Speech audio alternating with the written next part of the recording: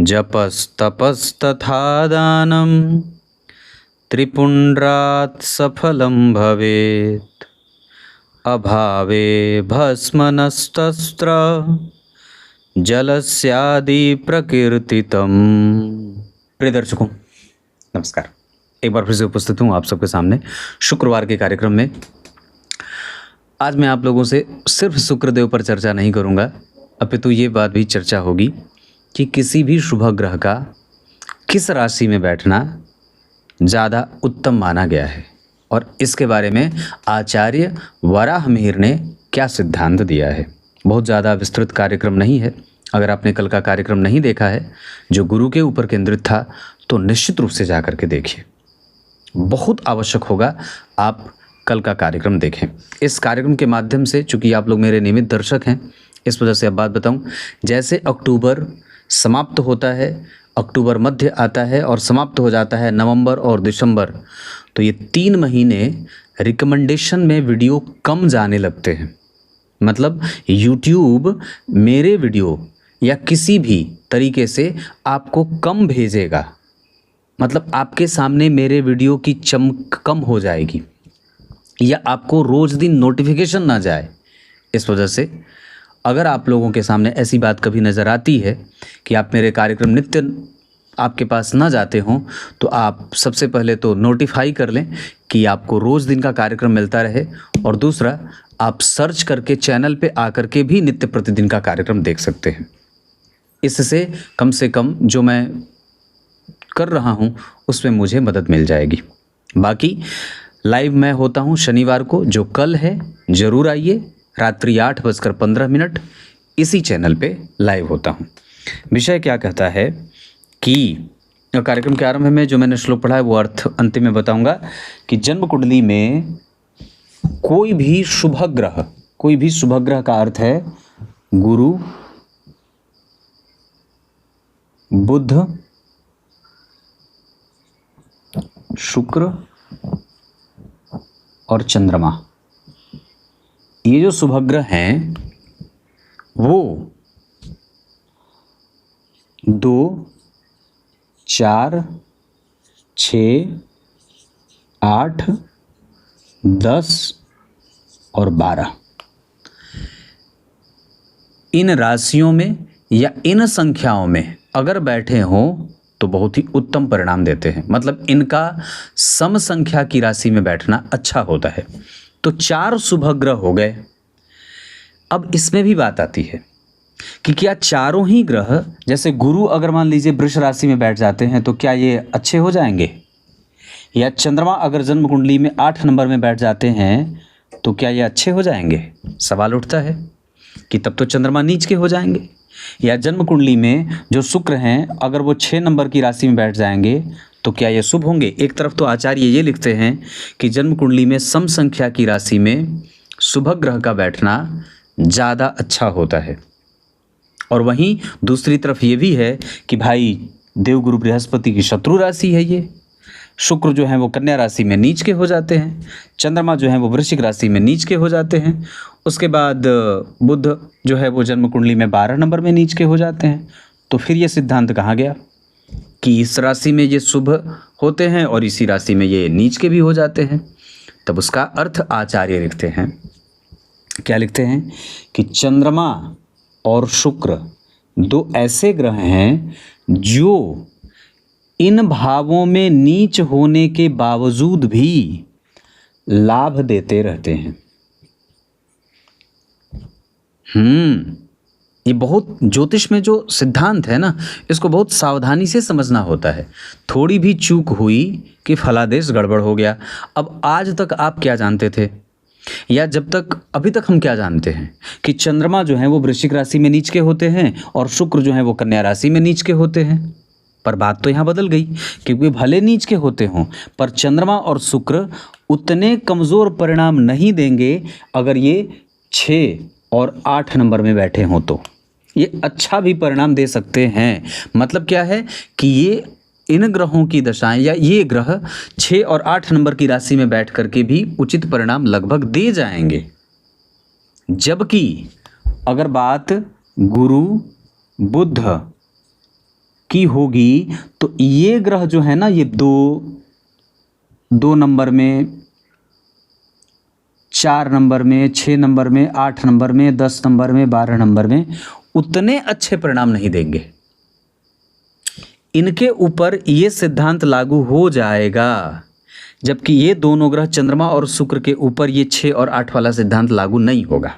मतलब भले नीच के शुक्र कन्या राशि में होंगे, लेकिन फिर भी भले चंद्रमा वृश्चिक राशि में नीच होंगे, पर फिर भी परिणाम उनका जातक को लगभग मिलता रहता है। जबकि यहाँ पे गुरु और बुध सम संख्या की राशि में बैठे हैं तो ये थोड़े कमजोर हो जाएंगे, या ये न्यूट्रल हैं। अगर हम इन दोनों ग्रहों की बात करते हैं तो मैंने क्या बात बताई कि चंद्रमा और शुक्र सम संख्या की राशि में परिणाम देते रहते हैं, जबकि गुरु और बुध तो देते ही हैं।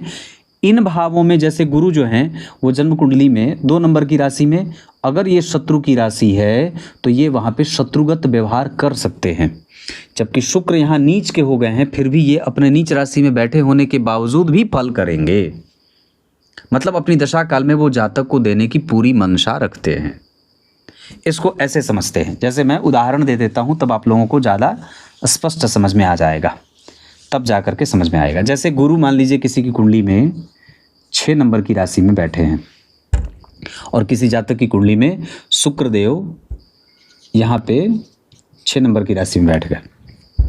तो अब उदाहरण देता हूँ, मान लीजिए अगर शुक्रदेव यहाँ 6 नंबर की राशि में बैठे हैं तो उदाहरणार्थ ये यहाँ पे 90% तक का अगर परिणाम देते हैं, उदाहरण दे रहा हूँ, और अगर यहाँ गुरु 6 नंबर की राशि में बैठे हैं तो ये 80% का परिणाम देंगे।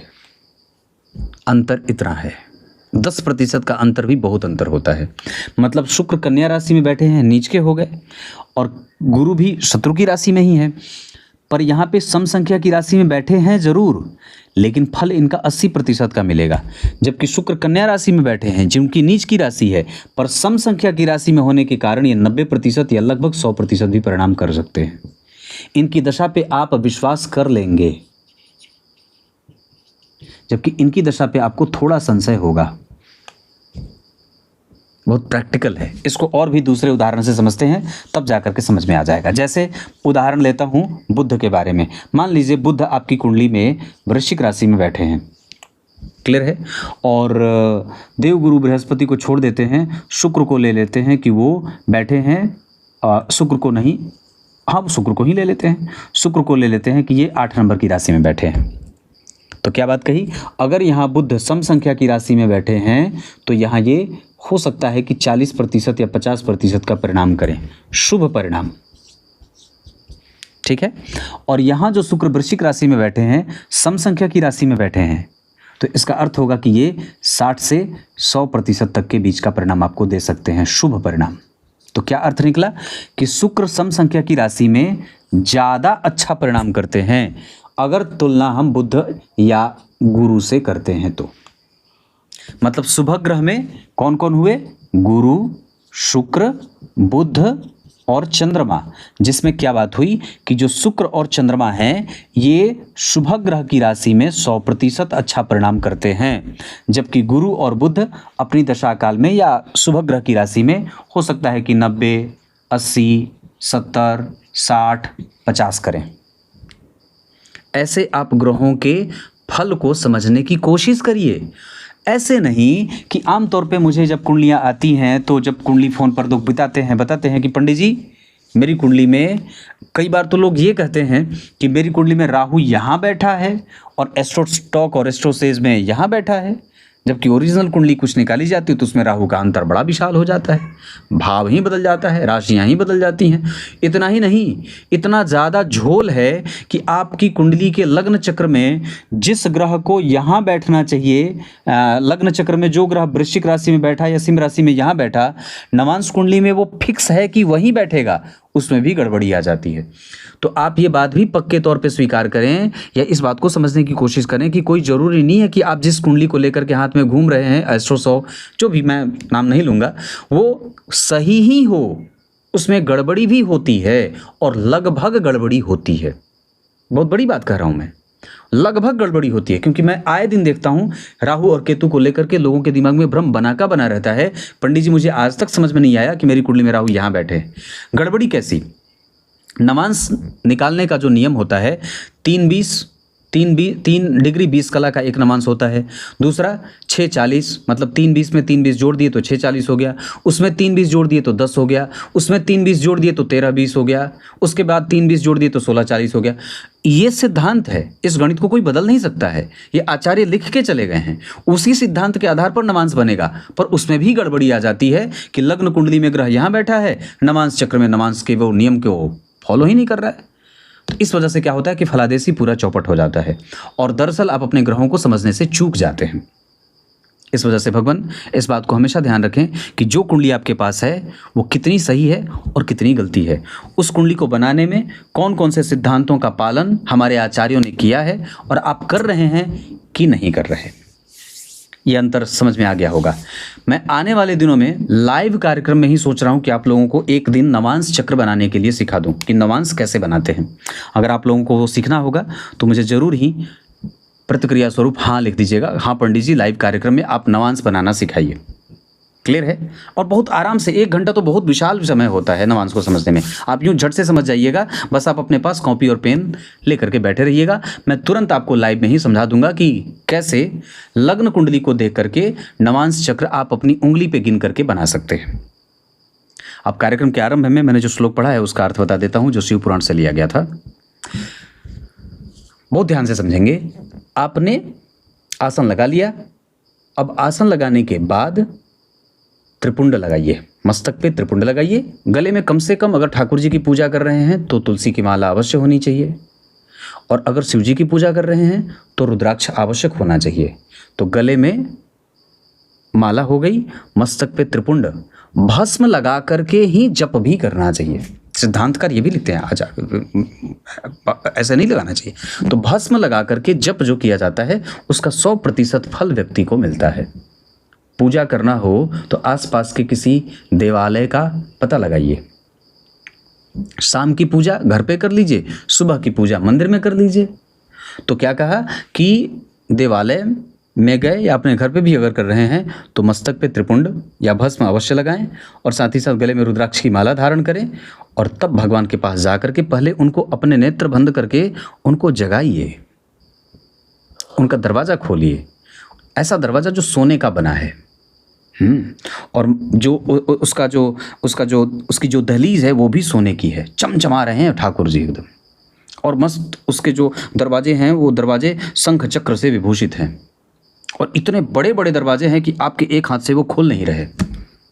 पर आप जब भगवान का नाम लेते हैं तो वो दरवाज़ा यूं बड़ी ही कोमलता से खुल जाता है। फिर आप मंदिर में प्रवेश करते हैं और उसके बाद ठाकुर जी को मनाते हैं, भगवान जगिए, मैं आया हूँ, आपकी पूजा करने आया हूँ, आप जगिए। और आपकी पूजा एक ऐसा महान पतित करने वाला है जिसको तो ना तो पूजा करने आता है, ना उसने शुद्ध सामग्री लाई है, और कुछ भी वो नहीं जानता है, वेद का मंत्र नहीं जानता, पूजा करने का कोई साधन नहीं जानता, कुछ भी उसे पता नहीं है, महान निहंगा है।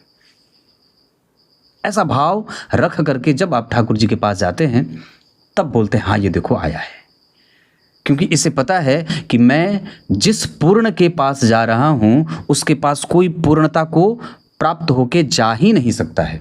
आप अपूर्ण ही रहेंगे, और जब तक आप पूर्णता को प्राप्त करना चाहते हैं तो अपने आप को बहुत ही निम्न स्तर का बताना ही होगा भगवान को। तब तक के लिए बहुत बहुत नमस्कार।